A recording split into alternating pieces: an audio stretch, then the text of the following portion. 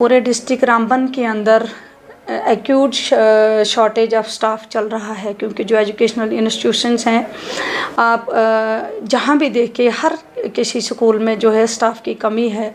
और हर तरफ से, हर स्कूलों से जो है इस वक्त जो है नाराबाजी हो रही है, प्रोटेस्ट हो रहे हैं, चाहे वो PRIs हैं, चाहे वो DDCs हैं, BDCs हैं, या लोकल पब्लिक है, या यहाँ तक कि जो बच्चे हैं स्कूल के, वो तक इस वक्त जो है प्रोटेस्ट पे उतर गए हैं, इसलिए क्योंकि जो हमारे स्कूल में स्टाफ नहीं है। मैं हाल ही में 15 दिन पहले गवर्नर साहब से भी मैंने मुलाकात की इसी विषय को लेके। मैंने कहा कि हमें लेक्चरर्स की बहुत ज़्यादा किल्लत है, हमें हाई स्कूलों में स्टाफ नहीं है, मिडिल स्कूलों में नहीं है। उसके बाद चीफ सेक्रेटरी सर से मिली इसी इशू को लेके कि हमें स्टाफ दिया जाए, क्योंकि 2 साल जो है लगातार लॉकडाउन होने की वजह से बच्चे जो है पहले ही सफ़र हो रहे हैं। पहले उन्होंने 2 साल कुछ नहीं पढ़ा। आज जब स्कूल खोले, होना ये चाहिए था कि गवर्नमेंट को मार्च से पहले ये सारी तैयारियां कर लेनी चाहिए थी कि जब हम स्कूल खोलेंगे तो हमारे पास किस स्कूल में कितना स्टाफ है, क्या वो 600 बच्चों को या 500 बच्चों को, हमारे पास क्या इतने टीचर हैं जो उनको पढ़ा पाएंगे। तो ऐसा नहीं हुआ। ये बदकिस्मती है कि आज मिड टर्म सेशन हो गया। आप देखिए कि विंटर जोन जो है उनमें अब सिर्फ 2 से 3 महीने स्कूल लगेंगे, और 2 महीने तो चले गए आपके पास, मार्च भी निकल गया, अप्रैल भी निकल गया, अब मई जा रहा है, अभी तक स्टाफ का कोई भी फैसला नहीं हो पाया है। इसी विषय को लेके कल भी मैं सेक्रेटरी साहब से जम्मू में मिली।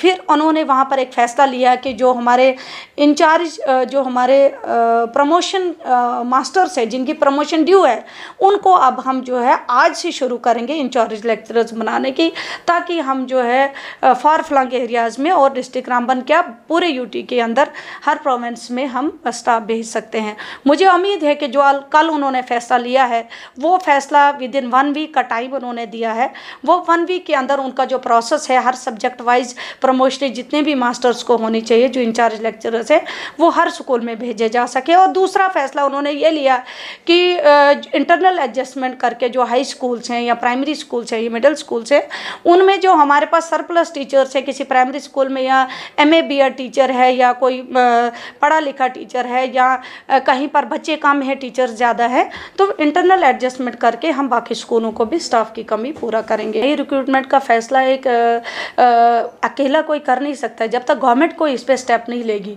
मैं आपके माध्यम से गवर्नर साहब से ये अपील करूँगी कि इस प्रॉब्लम को हल करने के लिए आपको कोई ना कोई प्रोसेस ज़रूरी निकालना है। अगर ठीक है कि इंचार्ज लेक्चरर्स लगा के हम थोड़ा सा हम लिटिल बिट जो है कुछ स्टाफ प्रोवाइड कर पाएंगे, हालांकि हमारे पास इतने सीनियर मास्टर्स भी नहीं हैं कि जो डिस्ट्रिक्ट में अवेलेबल हैं, जिनको हम एकदम इंचार्ज बना के हम हर स्कूल की स्टाफ की कमी को पूरा कर पाएंगे। ये नामुमकिन सी बात है, लेकिन फिर भी हम कुछ हद तक स्कूलों को रिलीफ दे पाएंगे, ताकि बच्चे जो सफ़र हो रहे हैं उनको कुछ एजुकेशन मिल पाए। उसके साथ साथ मैं वही गवर्नर साहब से भी अपील करना चाहूँगी और गवर्नमेंट से भी कि कम से कम कुछ स्टेप उठाया जाए। एजुकेशन मस्ट है इस वक्त। अगर मुझे बताइए कि अगर हम रोड नहीं भी बनाते हैं तो भी लोग उस रास्ते से चलेंगे, कोई फ़र्क नहीं पड़ेगा। लेकिन अगर बच्चे की ज़िंदगी, बच्चे का बेस, उसका भविष्य खत्म हो गया, तो फिर हम इस जम्मू कश्मीर को किस तरफ ले जा रहे हैं। हमारे पास आप देखिए अभी धंधराट में सुबह से प्रोटेस्ट चल रहा था, पूरा का पूरे जो 600 बच्चे थे वो उन्होंने रोड ब्लॉक करके रखी थी, नाराबाजी हो रही थी। तो उस पर अभी हमने DC साहब से के पास मिल बैठ के हमने CO साहब को भी बुलाया, तो कुछ हद तक उनकी जो प्रॉब्लम हल की। लेकिन अभी भी जब तक उनके पास लेक्चरर्स नहीं होंगे तो जो मसला हल नहीं कर पाएंगे। दूसरा, बिल्डिंगों का बहुत बड़ा जो इस वक्त आपने देखा, समग्रा से 2 साल से कोई पैसा नहीं आ रहा है। जो हमारी बहुत सारे ऐसे इंस्टीट्यूशन है कि जहाँ पर छत ही नहीं है, बच्चे जो हैं वो बिल्कुल ओपन एरिया में बैठा हुआ है, वहाँ इतनी कड़कती धूप में बच्चा क्या एजुकेशन जो है कर पाएगा। मैं यही गुजारिश करूँगी कि कम से कम एजुकेशन डिपार्टमेंट की तरफ ध्यान दिया जाए, बिल्डिंग इंफ्रास्ट्रक्चर की तरफ ध्यान दिया जाए, फंड्स रिलीज़ किए जाएँ, समग्रा के थ्रू किए जाएँ या डिपार्टमेंट एजुकेशन डिपार्टमेंट के थ्रू किए जाएँ।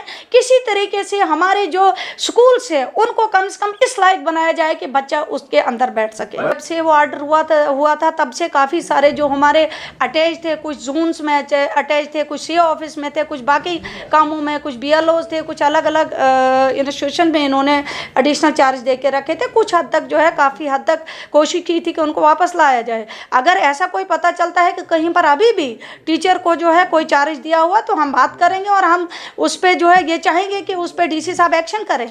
जो SSA की तरफ से जो KGBVs खोली थी, पहले तो इनकी गाइडलाइन यही थी कि जो आप कह रहे हैं कि इनका अपना स्टाफ होगा, लेकिन जब वहाँ पर इन्होंने स्टाफ अपॉइंट किया तो बाद में उनको पहले टर्मिनेट करने लगे, लेकिन फिर टर्मिनेशन से वो बच के तो उनको जो है इन्होंने RETs की पोस्टें जो है वो दे दी, जहाँ पर उनको वहाँ पर उन्होंने एडजस्टमेंट किया। उसके बाद अब उन्होंने KGBVs में रखा हुआ है।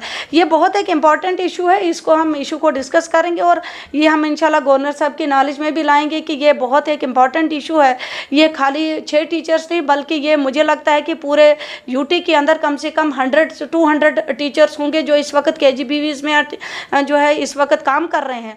तो ये गवर्नमेंट का डिसीजन है, इंशाल्लाह हम टेकअप करेंगे। हमारा ये फ़र्ज़ है कि हम गवर्नर साहब तक ये बात लें और आगे आने वाले वक्त में इसके में कोई ना कोई फैसला होना चाहिए। तो रैशनलाइजेशन हुआ नहीं। अभी कल भी मैं सेक्रेटरी साहब के पास थी, वहाँ पर भी हमारा ये डिस्कशन हुआ और ये प्रॉपर वे से होगा।